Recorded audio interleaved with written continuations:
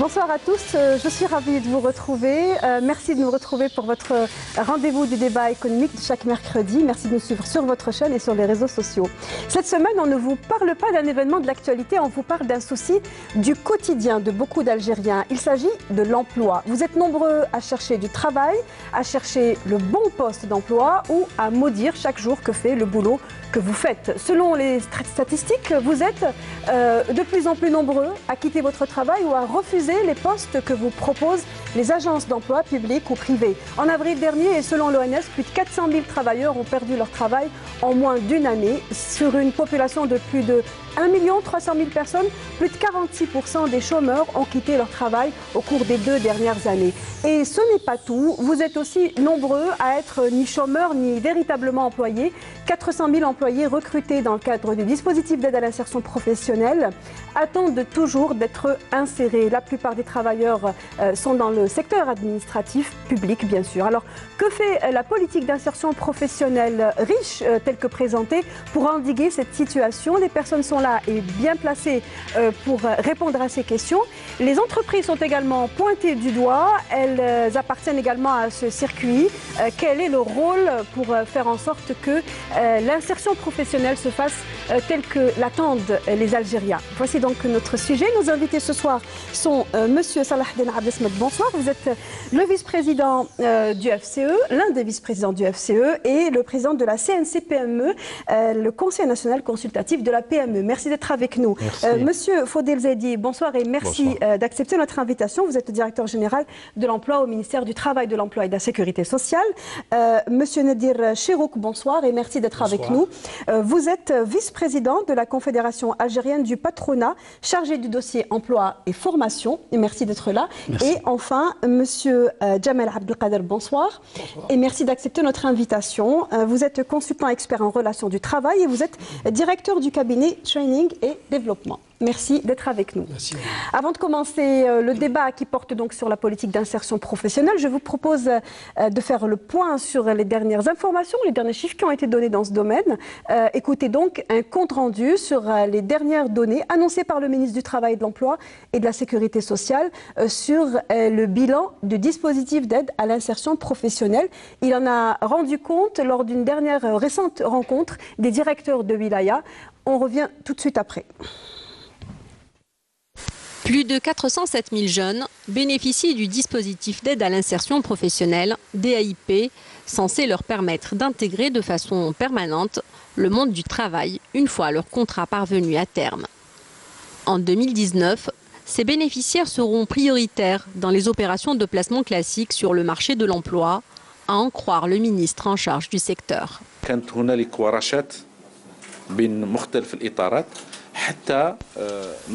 Il y avait des ateliers auxquels ont pris part les différents cadres du secteur afin de mettre en place une nouvelle stratégie contre cette problématique de l'emploi, particulièrement pour les jeunes insérés dans le cadre du DAIP.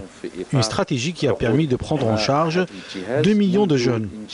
Et 11 ans après son lancement, 1 700 000 jeunes ont été insérés à titre permanent dans les différents modes disponibles au sein du marché de l'emploi ou créer des postes de travail grâce à leur entreprise.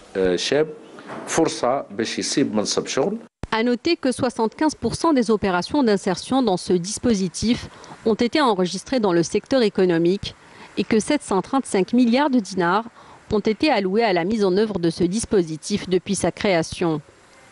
Des efforts sont par ailleurs consentis en vue de trouver les solutions adéquates aux bénéficiaires du DAIP qui relèvent du secteur administratif, où l'insertion est quelque peu difficile. Un programme spécial portant sur l'insertion de plus de 14 000 primo-demandeurs d'emploi dans les différents services administratifs a en outre été adopté en faveur des communes du sud du pays qui souffrent d'un grand manque d'opportunités d'emploi, notamment en raison de la faiblesse du tissu économique dans ces zones. En dépit des progrès positifs enregistrés en matière d'emploi, le taux de satisfaction des offres d'emploi déposées dans le cadre du placement classique est estimé à seulement 73%. Par ailleurs, de nombreux demandeurs d'emploi ont refusé des offres d'emploi en raison des salaires peu attractifs et par appréhension du secteur privé. Dans le cadre de ce dispositif, les entreprises étrangères en charge de la réalisation de projets au niveau de chaque wilaya sont appelés à contribuer à la formation de la main-d'œuvre locale et participer ainsi à la création d'emplois et à la résorption du chômage. Merci à Bouchra Bouali pour ce compte rendu qui ramasse les dernières informations apportées par le département ministériel du Travail au sujet du dispositif d'aide à l'insertion professionnelle, dont on attend beaucoup de choses. Récemment encore, le ministre l'avait dit, l'ANEM privilégiera le dispositif DAIP lorsqu'il s'agira donc d'octroyer un emploi. Alors, première question pour vous, Fodel Zaidi, quelles sont les attentes en termes de placement, d'insertion, selon le DAIP, sur le court terme? Merci madame, merci pour l'invitation qui nous a été transmise. Je crois qu'avant de parler de déplacement, du DAIP, il faut d'abord revenir un petit peu en arrière. Donc ce dispositif d'aide à l'insertion professionnelle, c'est un élément de l'axe du plan d'action pour la promotion de l'emploi et la lutte contre le chômage qui est consacré à la politique de promotion de l'emploi des jeunes. Donc c'est le DAIP, le dispositif d'aide à l'insertion professionnelle, lui s'occupe de l'insertion dans l'emploi salarié. Des primo-demandeurs. Des primo-demandeurs d'emploi âgés de 18 à 35 ans dans le cadre de l'emploi salarié. Il y a un autre aspect de la promotion de l'emploi des jeunes qui lui a trait à l'encouragement de l'entrepreneuriat. Pour ce qui est du dispositif d'aide à l'insertion professionnelle, il faut rappeler que le fondement de ce dispositif, c'est une approche strictement économique. Il était question au départ de n'affecter les jeunes primo-demandeurs que dans le secteur économique. Pourquoi? Parce que nous savons tous que dans la fonction publique, il y a des conditions particulières en matière de recrutement. À partir du principe fondamental, constitutionnel d'égal accès à la fonction publique, donc l'accès à la fonction publique se fait exclusivement par concours. Par contre, l'affectation dans le secteur économique, dans des entreprises publiques ou privées, l'insertion durable est plus facile parce que cela relève de l'autorité de la décision du chef d'entreprise. Dès lors que le jeune a démontré ses capacités, et le chef d'entreprise ne voit aucun inconvénient à le permaniser. Donc, si on parle des statistiques de 2008, par exemple, nous n'avons inséré aucun jeune dans l'administration. Toutes les insertions... Ça, c'était au démarrage. Hein. Au démarrage. 2008, c'était le démarrage de l'opération. Voilà. En 2008 et en 2009, toutes les insertions ont été réalisées dans le secteur économique. Mais par la suite, on a voulu apporter notre contribution, si vous voulez, à la résorption du chômage dans des régions particulières, qui souffraient notamment d'un déficit en tissu industriel, et nous avons permis le placement dans des administrations. Et le problème que nous rencontrons actuellement, justement, c'est l'intégration durable des jeunes qui sont dans le secteur administratif, qui sont obligés de passer par le concours pour être permanisés. Quand vous parlez de régions, vous parlez des régions probablement du Sud, mais encore? Des régions du Sud, des régions du Haut-Plateau, des régions frontalières. Pour lesquels il y a un dispositif particulier, il y a un programme particulier qui a été mis en œuvre dans les zones particulières, les zones d'une manière générale qui souffrent d'un déficit en infrastructures industrielles et économiques. Donc ce qui a fait que, avec le temps, les permanisations se faisant presque essentiellement dans le secteur économique, le stock de jeunes insérés dans le cadre de l'administration est resté pratiquement statique. Ce qui fait qu'actuellement, dans le chiffre que vous avez cité tout à l'heure, les 400 000, il y a exactement 407 000 jeunes qui sont encore dans le dispositif et 72% sont dans le secteur administratif. Donc les permanisations sont un peu plus difficiles à réaliser. Est-ce que vous entendez par là que les permanisations sont systématiques lorsqu'il s'agit de placement dans le secteur économique, enfin dans le tissu entrepreneurial? Elles ne sont pas systématiques. Il faut rappeler que la philosophie du DAIP consistait à améliorer l'employabilité du jeune. Il y avait une condition quasi insurmontable qui était posée par les entreprises envers les jeunes primo-demandeurs, donc les sortants du système de l'enseignement supérieur et de la formation professionnelle, c'était l'écueil de l'expérience. Cette expérience, à la sortie des établissements de formation, les jeunes ne l'ont pas. Alors, ce dispositif, pour pallier à cette exigence, met à la disposition des entreprises une main-d'œuvre pour laquelle ils ne subissent aucun coût. Oui. Pendant une année. Pendant une année dans le secteur économique et qui est renouvelable également. Et pendant 3 années dans le secteur administratif renouvelable, de façon à ce que le jeune puisse acquérir cette expérience professionnelle et que soit il est permanisé au sein de l'établissement où il a été affecté, soit s'il n'a pas été permanisé, il peut se prévaloir par la suite d'une expérience professionnelle qu'il n'avait pas au début. Très bien. Je vous ai laissé justement expliquer aux téléspectateurs, c'était une introduction nécessaire préalable pour comprendre en quoi consiste ce dispositif. On va rentrer dans ce qui est aujourd'hui actuellement vécu, notamment par le tissu entrepreneurial. Donc la question est pour les entreprises. Je commence par vous, Nadir Chrouk. Comment vous voyez, vous appréciez ce dispositif? Est-ce que vous arrivez à reconduire les jeunes, les primo-demandeurs que vous prenez dans le cadre du dispositif? Je vous remercie encore une fois pour cette invitation, en ma qualité de vice-président de la CAP. Je tiens à relever que la CAP est notre partenaire du ministère pour en témoigner, qui œuvre dans ce dossier depuis plus de 15 ans, sachant que le président de la CAP, M. Boualem Marrakech, est parmi les fondateurs et membre du conseil d'administration du FNAC. C'est très important parce que c'est les sources financières qui permettent de ramasser pour créer de l'emploi, qui date depuis plus de 15 ans.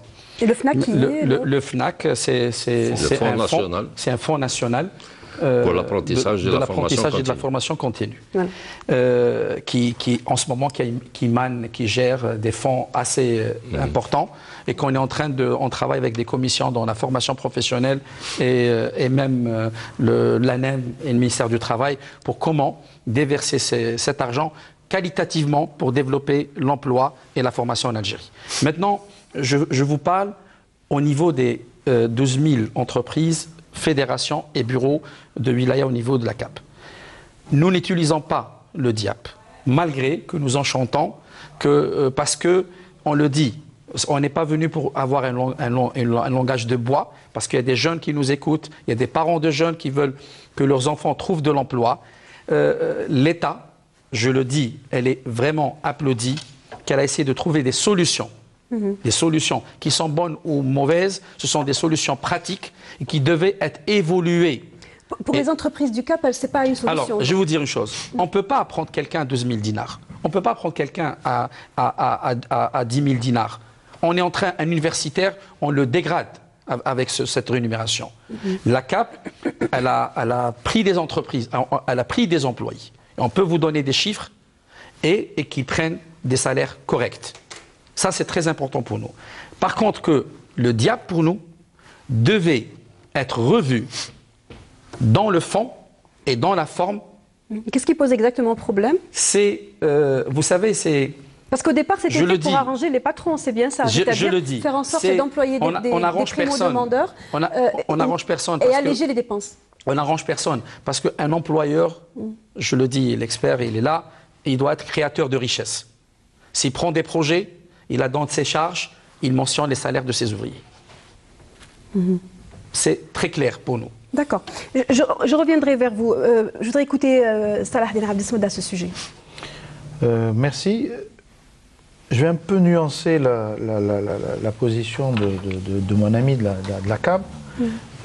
Il est clair que l'État a fait énormément de choses. Alors, des dispositifs qui sont destinés aux salariats, et donc c'est un peu le sujet de ce jour, et autour de ça, plusieurs autres dispositifs qui vont dans l'entrepreneuriat, qui sont autour de la caisse de chômage ou de l'enseigne.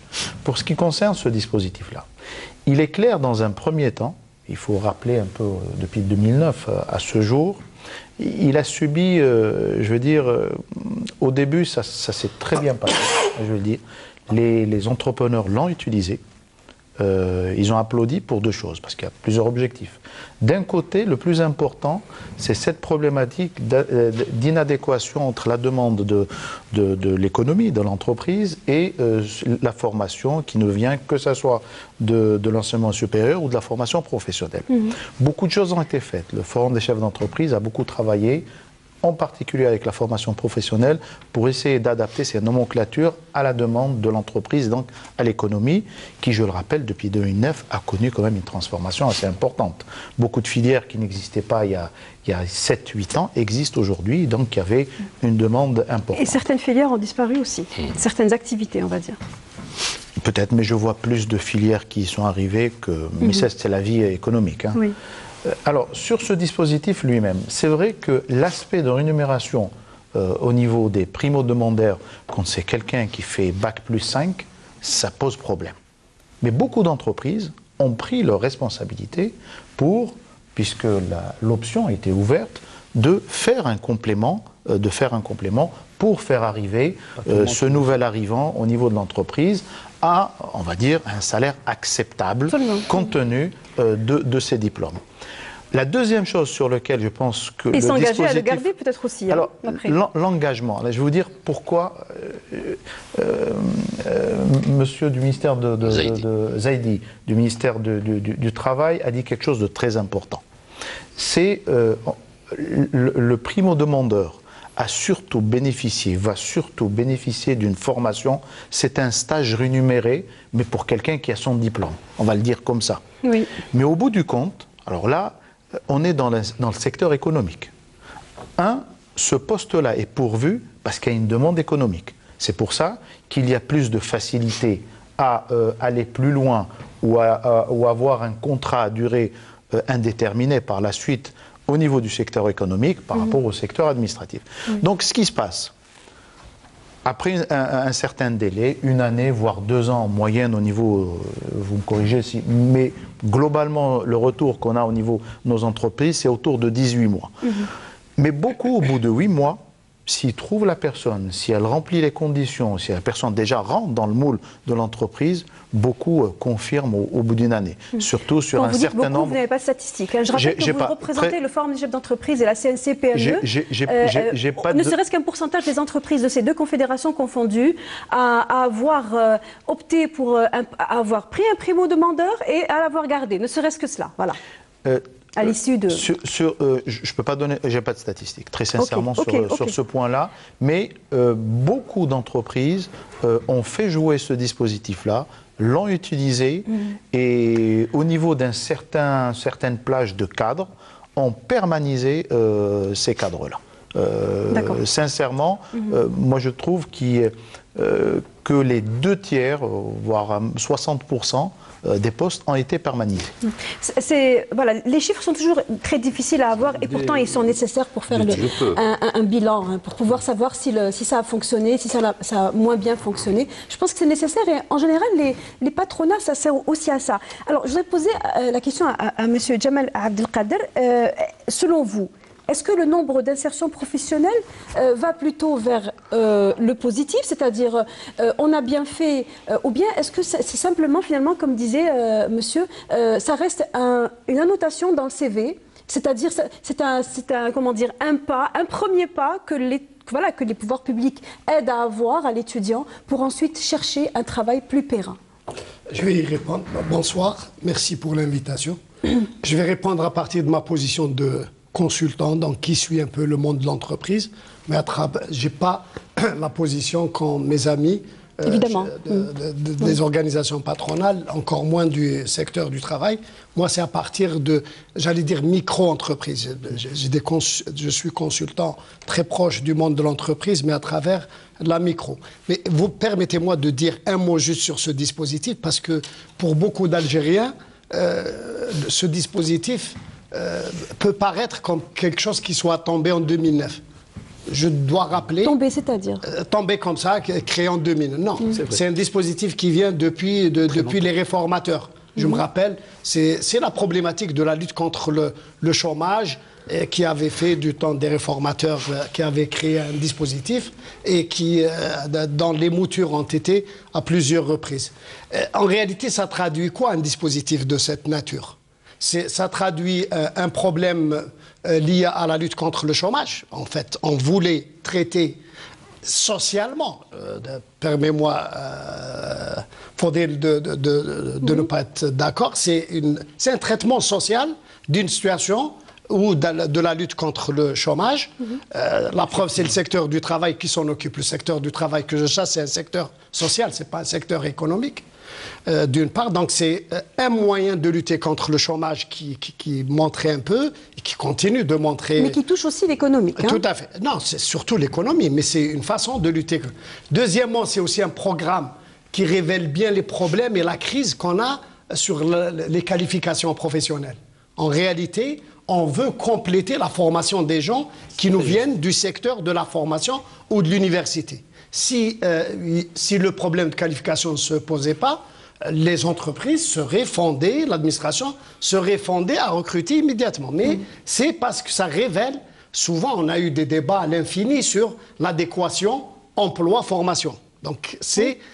jusque maintenant, hein, c'est un débat tout à fait. C'est le révélateur aussi d'un problème de formation et de qualification qui se pose à l'administration, au monde de l'entreprise. C'est aussi un problème de performance. Les entreprises, le représentant du FCE l'a dit à sa façon, nous avons besoin au niveau de l'entreprise de gens qui sont performants, qui sont compétents immédiatement.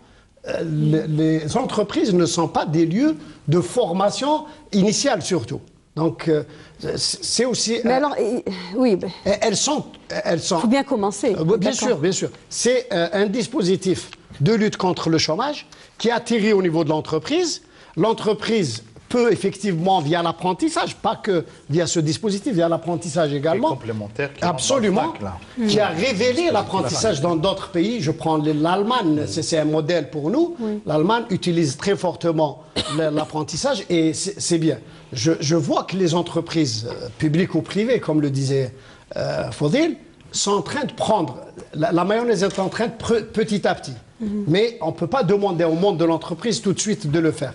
Alors, je voudrais aussi rappeler que dans l'esprit du DAIP, on demande au chef d'entreprise d'avoir un engagement moral. Tout à fait.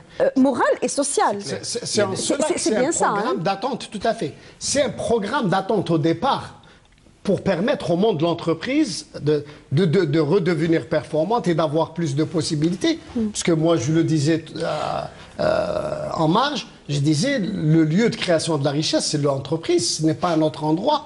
Et voilà un dispositif qui, pour moi, qui observe ce dispositif en application, qui a des difficultés à se mettre en place au niveau des administrations, parce que effectivement, il y a une problématique liée à l'ouverture des postes, de budgétaires, etc. Et qui, dans le monde de l'entreprise, aussi a quelques difficultés en raison de la compétition, de la concurrence. L'entreprise n'a pas pour vocation à supporter des gens qui ne sont pas tout de suite permanents. Donc il y a antagonisme. Hein. Il y a un problème. Il y a un problème. Il y a peut-être des réglages, des mises au point à faire sur ce dispositif, au même titre que tout le reste, toutes les mesures qui ont été créées.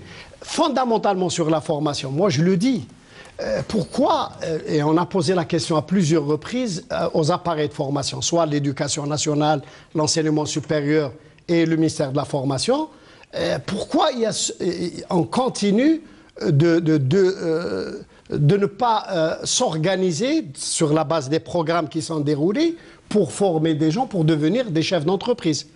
Il y a un frémissement, Mais les programmes d'aide à la création des micro-entreprises, c'est un petit peu ça, hein? Oui, mais au niveau des programmes d'enseignement, de la formation professionnelle et de l'enseignement supérieur, on ne prépare pas les gens à penser autre chose que le salariat. Le master avait une petite ambition, celle d'insérer l'étudiant dans un stage. C'est ce qui m'autorise à parler de frémissement. Les choses commencent. Mais en réalité, on est aujourd'hui en train de débattre d'un sujet qui est en rapport avec plusieurs choses en même temps. Plusieurs domaines. Il ne saurait être traité uniquement sous l'angle de réponse à la lutte contre le chômage. D'accord. Si vous permettez, vous savez, ça a été toujours notre langage, et mon langage personnel. Nous sommes des pères de famille. Nous avons des enfants qui vont sortir dans le marché de l'emploi. Qu'est-ce qu'on souhaite aujourd'hui? Donner des avis, on reste dans le constat, et que chacun rentre chez lui, ou nous serons des acteurs, et que l'histoire l'inscrira, qui mettront des points, qui peuvent être un point de démarrage. Parce que nous sommes des Algériens, il n'y a pas un étranger ici. Les gens qui nous écoutent, on le sait dehors. Les gens, lorsqu'ils sortent des centres de formation, monsieur, des CFPA, des ENFS, des universités, ils sont déconnectés dans le marché de l'emploi. Le rôle du consultant, il est en train de parler parce qu'il y a un travail de là et de là. L'entreprise, elle a des besoins, je ne dis pas, mais il y a un vide. Alors, on n'y jamais. La CAP l'a tout le temps dit, mais on le dit haut et fort. Les pouvoirs publics, ce sont nos partenaires. Je vous dis, on assiste, je suis venu moi, avec des documents qui sortent du ministère de la formation professionnelle, qui sortent du ministère du Travail, parce qu'on travaille en cohésion. Maintenant, on a un peu, ils ont pris conscience qu'il faut travailler avec les entrepreneurs, avec les organisations patronales. Pourquoi les organisations patronales et des consultants et des experts afin de donner quelque chose de palpable. Parce que je vais vous dire, actuellement, on a trouvé que, au niveau de, c'est vrai qu'on a noté, on le note, parce qu'ils doivent le savoir, tout le monde, tous nos concitoyens, que les moyens déployés par les pouvoirs algériens, l'État algérien, en termes de formation-emploi, dépassent tout le Maghreb uni. On a les chiffres, en termes de préfinancement, de tout le Maghreb uni, en termes de centres de formation, en termes d'instituts, en termes de tout ce qui est dispositif, DIAB, tout. Malheureusement, ce qu'il y a, il nous manque de croiser nos actions.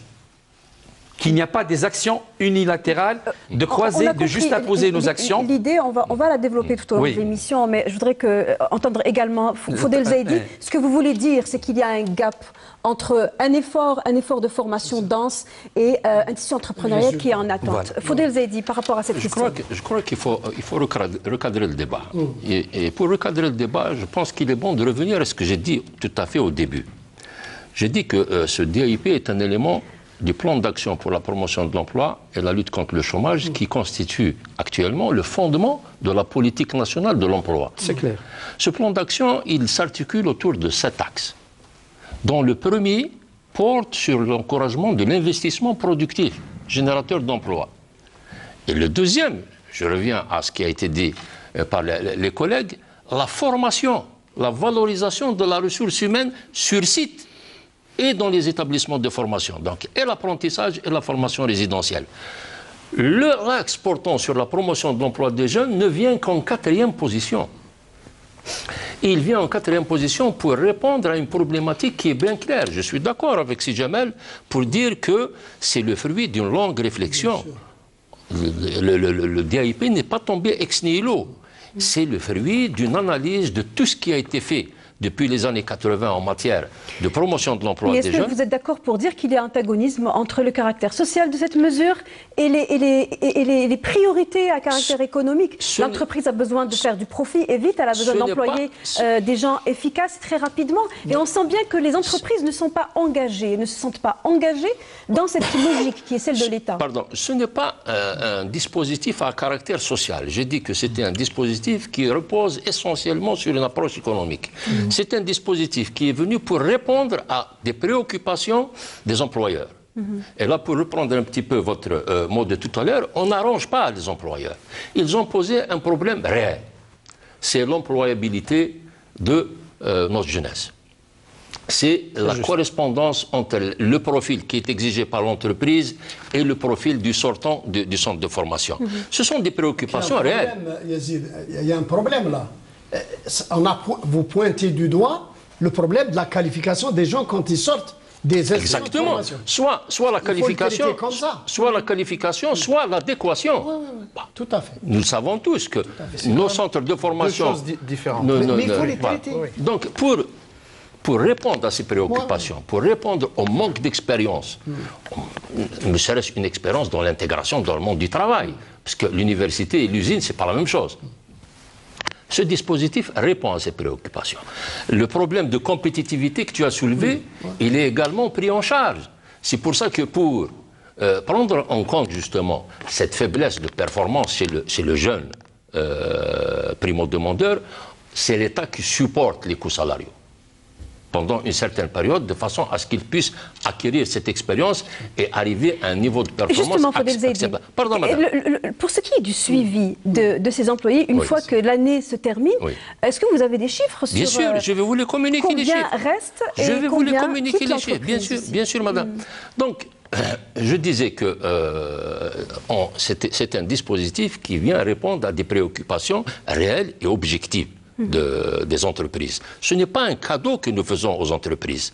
C'est un dispositif visant à prendre en charge par l'État des contraintes que rencontrent les entreprises eu égard à la qualité de la formation, à l'adéquation entre les profils de formation et les exigences du marché du travail.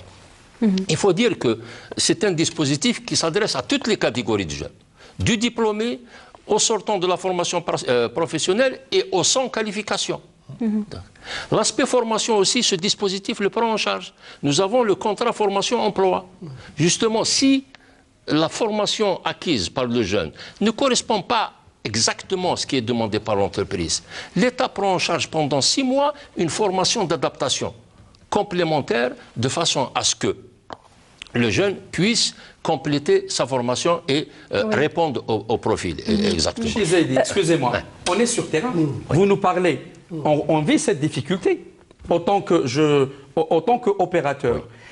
Vous savez qu'au niveau des centres de formation, lorsqu'on les appelle, on leur dit « envoyez-nous vos stagiaires ». Monsieur, on n'a ni transport, on ne peut pas assurer le stagiaire lorsqu'il quitte le centre de formation. Il y a des problématiques techniques.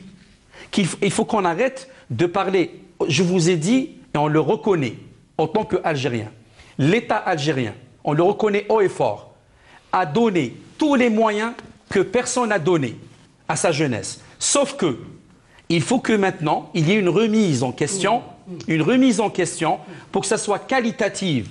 Et on le dit haut et fort aussi, la CAP, on travaille ensemble sur des dossiers. Actuellement, c'est vrai qu'on reçoit les cadres de l'ANEM, les cadres dont la CAP participe à 0,45% au niveau de budget. Maintenant, on le dit parce qu'on participe. On veut parler parce qu'on participe. C'est clair, les jeunes ont besoin d'être formés correctement. Exact. Au niveau de... On l'a dit, moi, une l'occasion, je l'ai dit même à la ministre du Travail, je lui ai dit, ouvrez-nous des établissements scolaires, on vous place des ateliers à l'intérieur des établissements pour que les personnes, pour que les jeunes apprennent... Ce problème d'adéquation, formation-emploi... C'est très important. C'est très important, effectivement, mais je regrette de vous le dire. Il y a un conseil de partenariat qui regroupe l'ensemble des secteurs avec les administrations, et c'est là-bas que se discutent ces problèmes d'adéquation formation-emploi. C'est les formations à la carte, les nouveaux profils qui apparaissent sur le monde du travail. Nous, on est en étroite relation avec la formation professionnelle, puisque c'est nous qui gérons le marché du travail. Et on nous demande des profils que nous n'avons pas dans nos fichiers. Et combien de formations vous avez pu mettre en place justement, pour répondre aux attentes? J'allais y venir.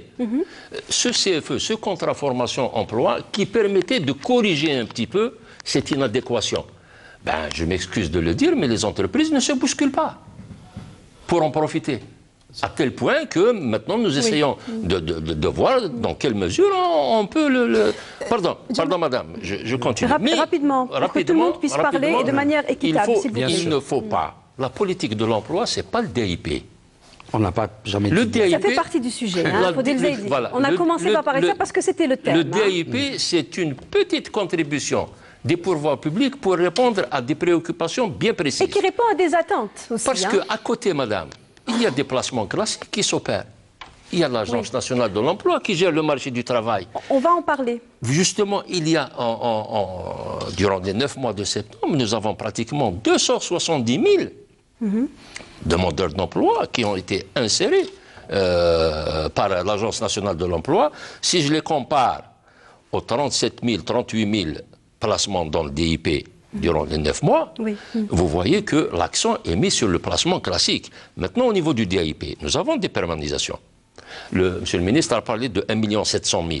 1 700 000 sur 2 126 000 jeunes qui ont bénéficié du dispositif depuis 2008. Il y a 2 126 000 jeunes. Sur ces 2 126 000, actuellement, il en reste 407 000. 407 000. À permaniser. Dont la majorité est dans le secteur administratif. Il y a eu des permanisations. Il y a eu des permanisations. Il y a eu des permanisations directes parce qu'on n'a pas parlé d'un élément du DAIP aussi qui est très important. Il y a eu des permanentations directes du DAIP vers un emploi durable.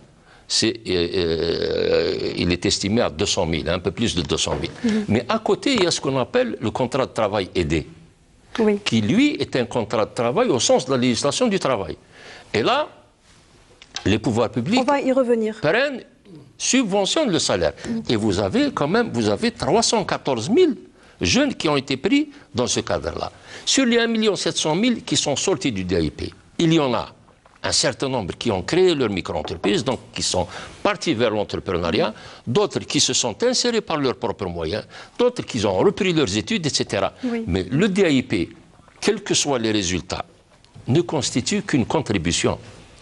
Oui, c'est clair. On n'a pas dit que la politique d'insertion ne consistait qu'au DAIP, mais il se trouve que c'est le sujet de ce soir, Fodel Zaidi, et qu'il répond surtout à un segment du marché de l'emploi, celui des primo-demandeurs. C'est à cela qu'on s'intéresse ce soir. Jamal Abdelkader. Voilà, en fait, on va se compléter, on n'est pas en contradiction les uns avec les autres.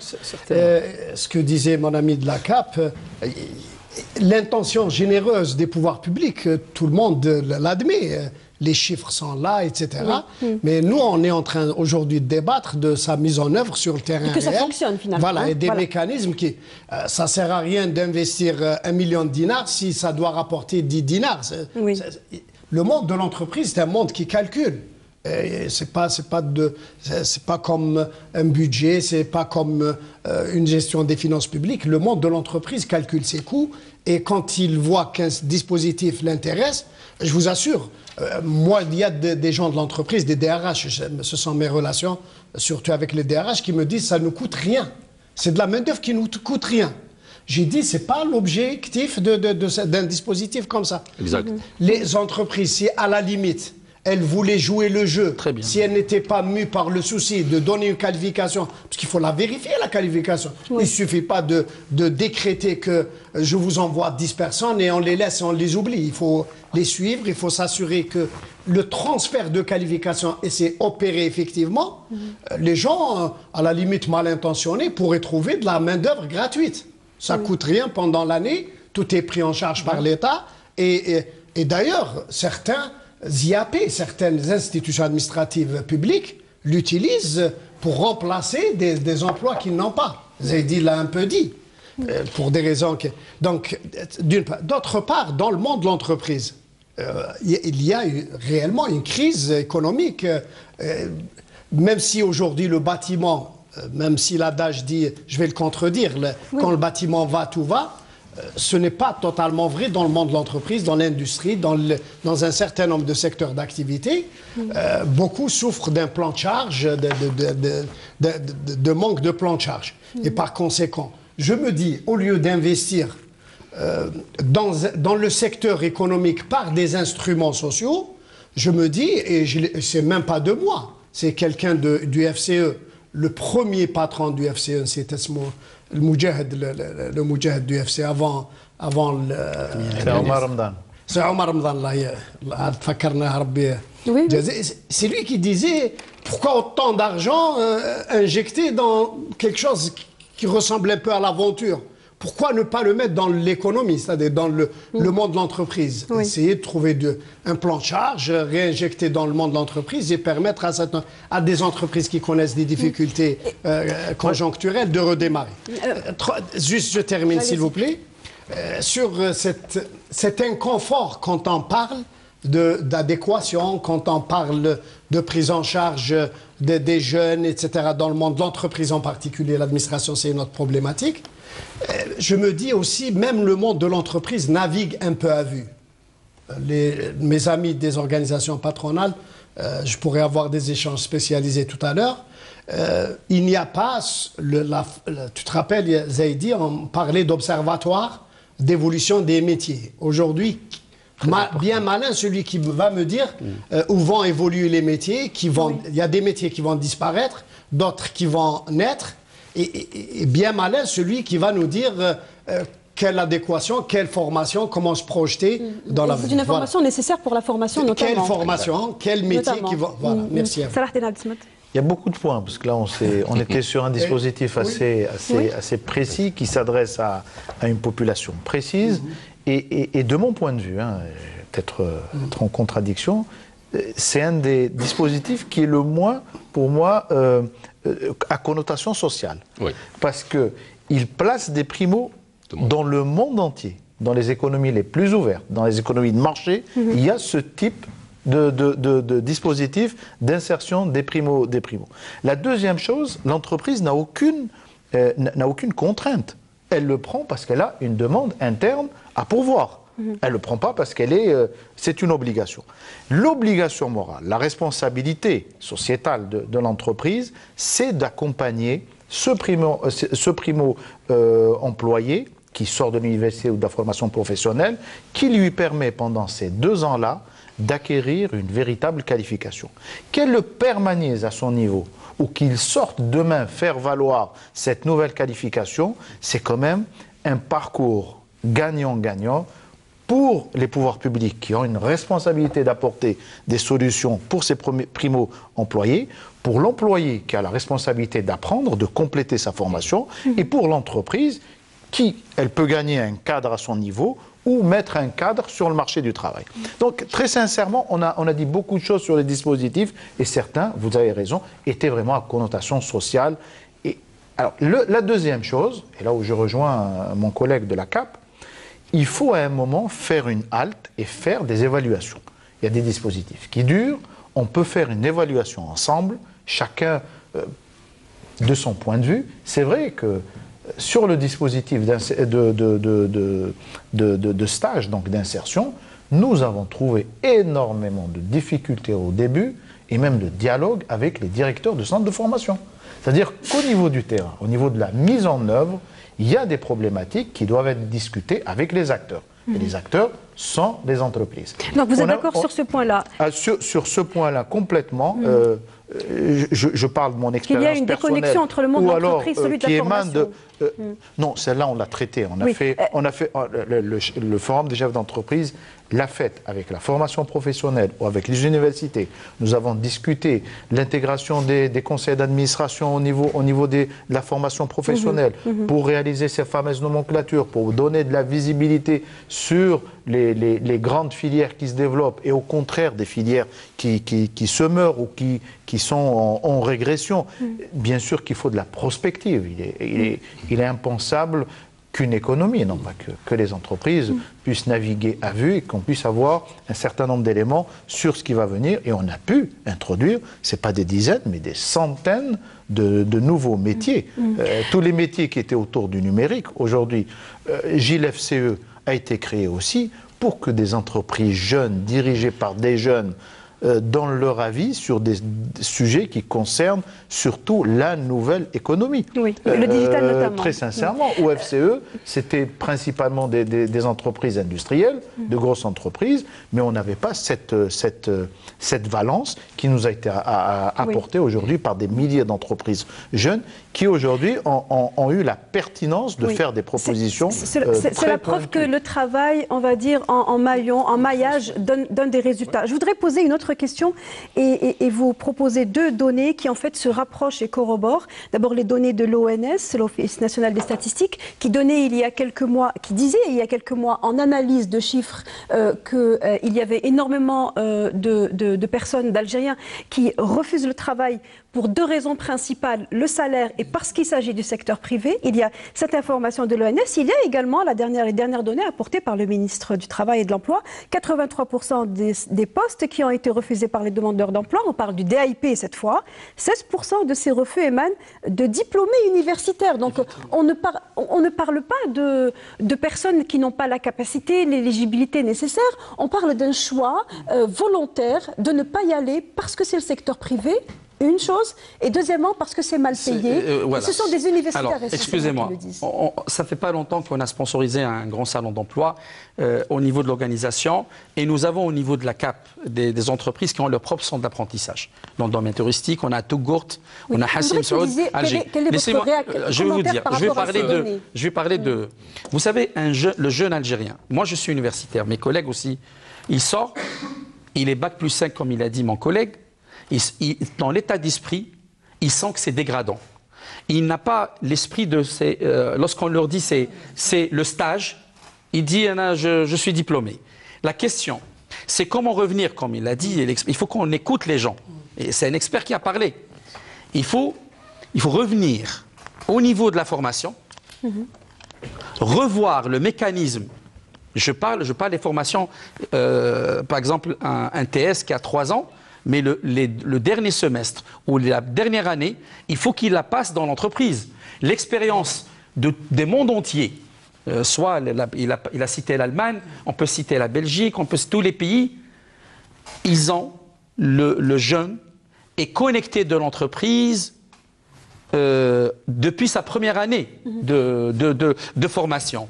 Et cela, lorsqu'ils viennent, lorsqu'on parle des fois même dans la nomenclature des postes, responsable d'administration et finance, il ne connaît pas. Moi, j'ai fait financier, ou j'ai fait RH. Il est déconnecté.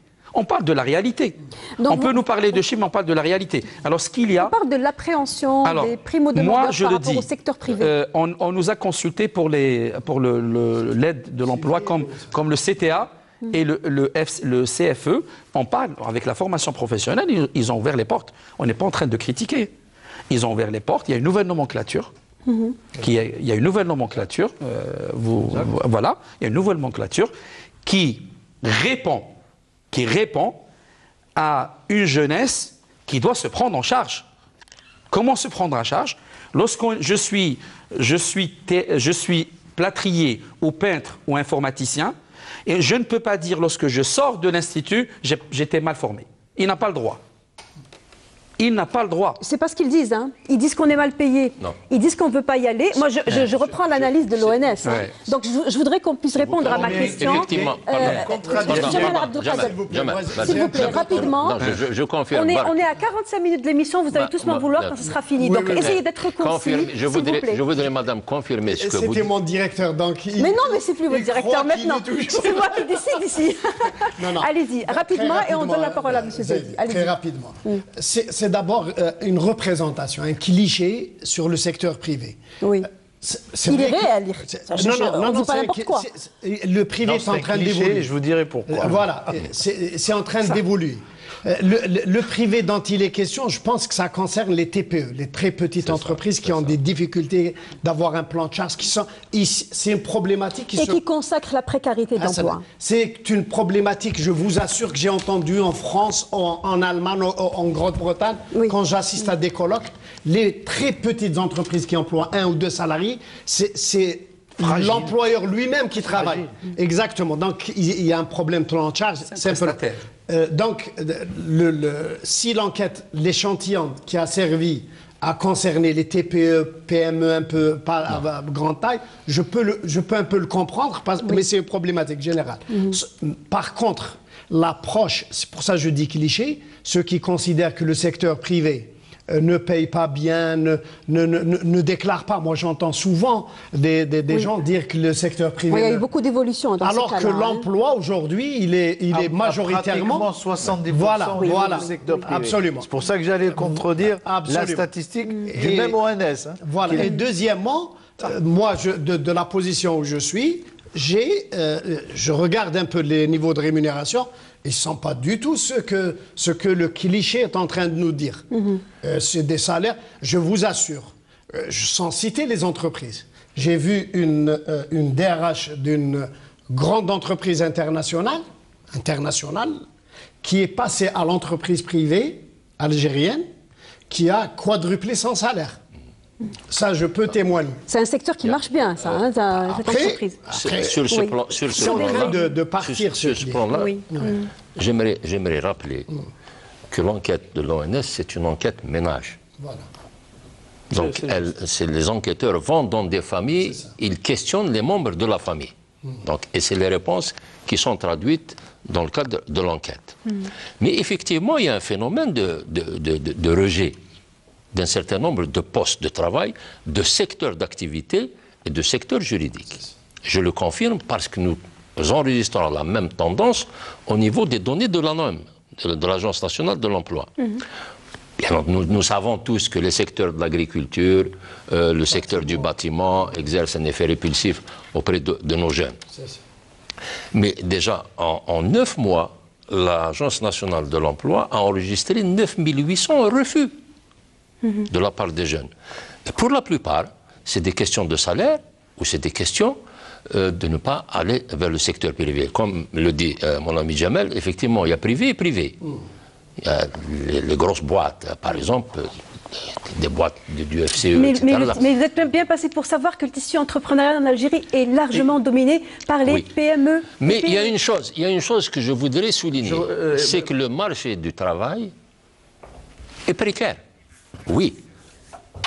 L'emploi, maintenant, c'est le secteur privé, chiffre à l'appui, c'est pour les 9 premiers mois. Les 9 premiers mois de l'année, 79% de déplacements effectués par l'ANEM l'ont été dans des entreprises privées. Mais il faut dire aussi que 98% des déplacements sont des CDD. Sont des contrats à durée de travail déterminés. Est-ce que vous pouvez nous dire quel est le secteur d'activité économique qui recrute le plus chez le privé? Le BTP. C'est l'industrie. C'est l'industrie. Non, ce qui est nouveau, c'est l'industrie. C'est l'industrie. Voilà, je pense que c'est nécésaire de le signaler. Il y a une évolution. Et il y a un certain nombre de groupes florissants qui recrutent énormément. Pour le BTP, ça se comprend. Durant les années 2000, etc., avec les gros marchés, etc. Il y avait un effort public. Bon, maintenant, il y a une tout vient. Excusez-moi, je voulais juste dire un mot. Moi, il y a 3 ou 4 éléments qui sont importants là. La première, c'est la statistique. Qu'aujourd'hui, je pense que là, c'est dépassé. L'emploi aujourd'hui, c'est au niveau du secteur privé. Tous les statistiques le disent. La deuxième chose, ce qui est important de rappeler également, c'est qu'il y a un problème aujourd'hui sur la valeur travail. Que ça soit au niveau des universitaires ou sur des secteurs aujourd'hui qui ont énormément de mal à recruter. Aujourd'hui, le secteur du BTP a du mal à recruter. Alors, le secteur de l'agriculture a aujourd'hui de très grandes difficultés à recruter. Quand on entend aujourd'hui un jeune diplômé qui refuse un placement dans une entreprise alors qu'il n'a aucune autre alternative. S'il y avait d'autres alternatives, la question ne se pose pas.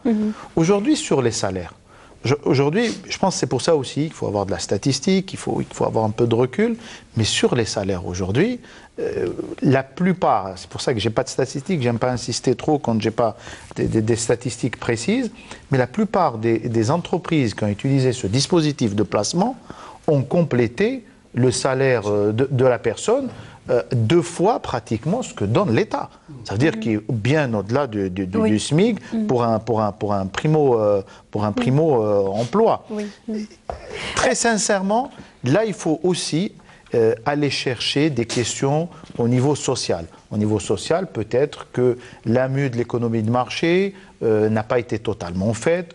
On est quand même dans un pays où l'aspect social est très important, où les dispositifs sociaux sont extrêmement importants. Et j'aimerais rassurer notre ami qu'en France, les dirigeants s'inquiètent parce que toutes les études statistiques des jeunes préfèrent aller travailler dans la fonction publique.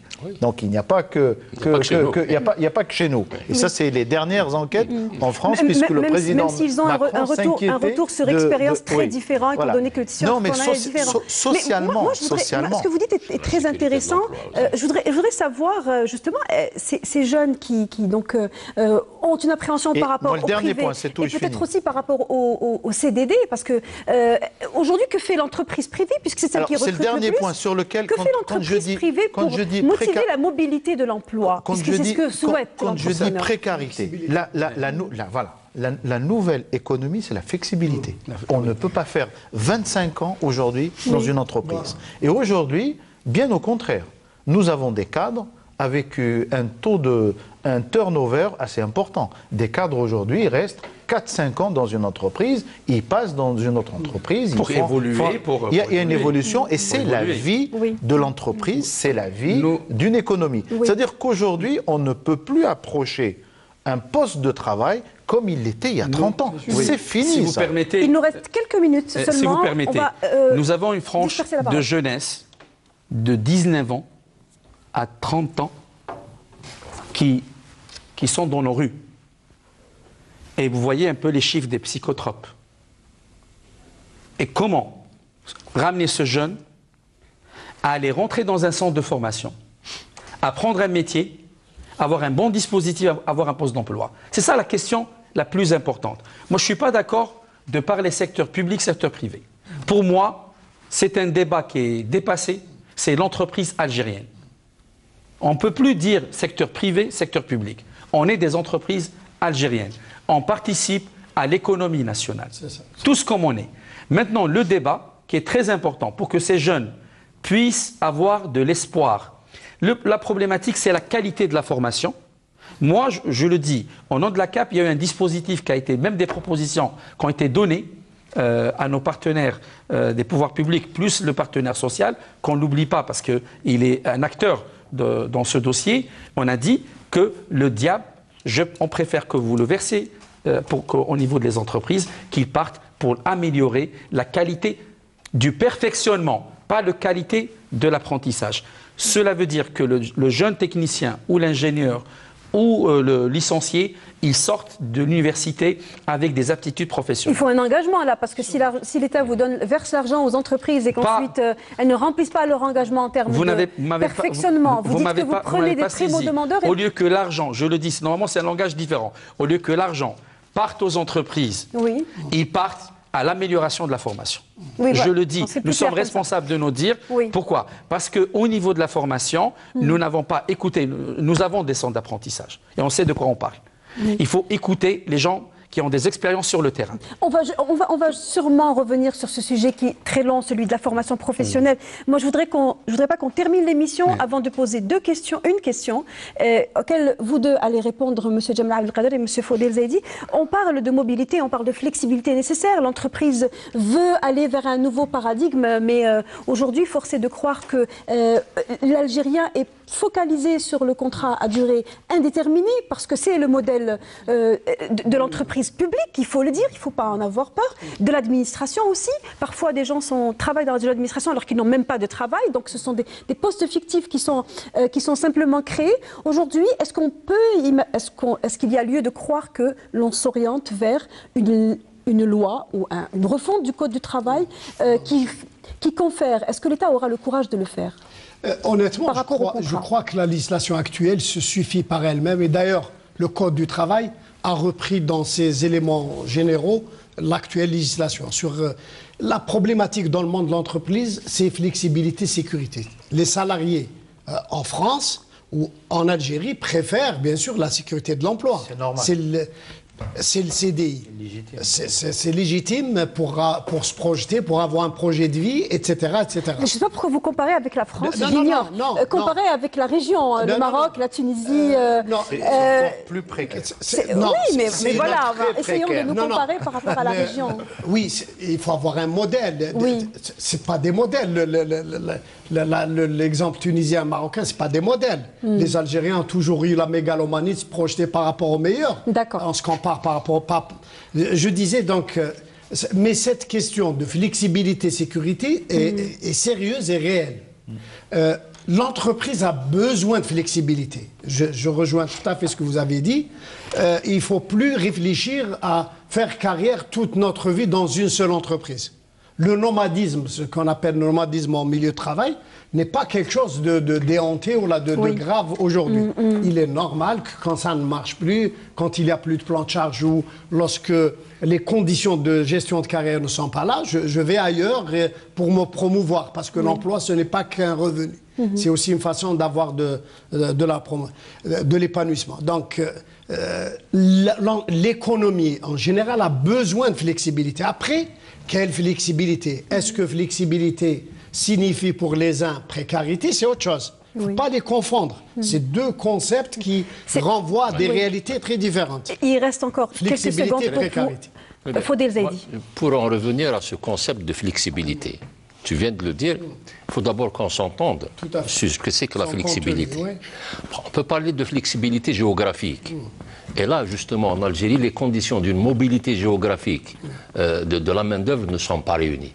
Parce qu'au niveau de l'ANEM, quand nous recevons des demandes d'emploi, le profil n'existe pas au niveau de l'agence de wilaya donnée, mais il existe en pléthore ailleurs. Mais ces gens-là ne peuvent pas venir pour un certain nombre de raisons, logement, etc. etc. Il y a la flexibilité professionnelle. C'est vrai qu'on ne peut pas faire carrière éternellement dans une entreprise. Encore faut-il qu'il y ait des passerelles pour la formation et reconversion, pour passer d'un métier à un autre. Voilà. Maintenant, il y a cette dernière notion de flexibilité, et je pense qu'elle est comprise par la majorité des gens comme ça, c'est la liberté de licencier. La liberté de licencier, elle a été prise en charge. La liberté de licencier pour raisons économiques, depuis 1994, elle a été prise en charge à travers la création de la Caisse nationale d'assurance chômage. L'entrepreneur, s'il a une baisse de plan de charge pour des raisons économiques, il fait un volet social, il peut licencier. L'entreprise publique aujourd'hui... publique et privée, madame. Procède à des licenciements quand bien même elle est en difficulté financière. Oui, si elle est en difficulté financière, elle présente un dossier au niveau de la Caisse nationale. 400 000 emplois ont été perdus, surtout dans le secteur public, en 1994. Voilà, vous précisez, on parle de 90, années 90. Mais le dispositif, madame, est toujours en vigueur. Ça n'a pas été supprimé. La Caisse nationale d'assurance chômage est toujours là. Donc, une entreprise qui se plaint d'un manque de plan de charge, qui a des difficultés financières, qui a besoin de se restructurer, de se redéployer, de souffler pendant un certain temps, elle peut déposer un dossier au niveau de la CAF. L'employeur peut mettre... Ça, on en parle pas. Mais ça ne rentre pas dans la flexibilité. Donc, comme l'a dit Sidi Jamel, le code algérien est flexible. Il y a flexi, le volet social, il y a sécurité, il est pris en charge par la Caisse d'assurance sociale. Il est flexible du point de vue des institutions. Les institutions. Non. On finit sur une note de... C'est la réalité. Mais la question, c'était beaucoup plus par rapport au contrat à durée déterminée, au contrat à durée indéterminée. Il y a un paradoxe, madame. La Caisse nationale d'assurance chômage existe toujours.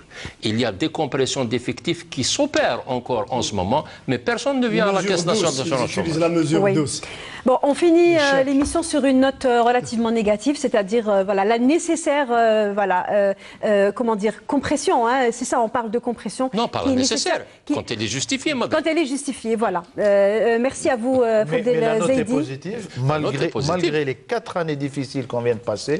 Vous voyez les chiffres du chômage, l'entreprise privée a préféré garder ses salariés, réduire la voilure, que de passer à des licenciements. Ça, c'est la réalité. Le taux de chômage est quasiment stationnaire, 11,1%. L'économie crée de l'emploi, comme l'a si bien dit notre ami, à la preuve, la baisse du taux de chômage entre avril 2017 et avril 2018 et septembre. Donc, la note, madame, nous la terminons sur une note positive. Voilà, le mot est dit. Merci Fodel Zaidi. Je rappelle que vous êtes directeur général de l'emploi au ministère du Travail, de l'Emploi et de la Sécurité sociale. Merci monsieur Salahdine Abdelsemout, président de la CNCPME et vice-président du FCE.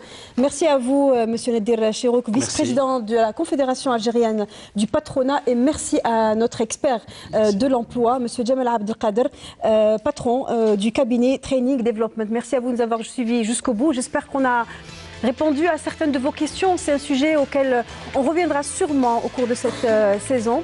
Vous pouvez revoir cette émission pour ceux qui l'ont prise en cours de route demain entre 11h et midi. Sinon, le replay, comme d'habitude, sur la playlist de la chaîne YouTube de Canal Algérie. Très bonne soirée à tous.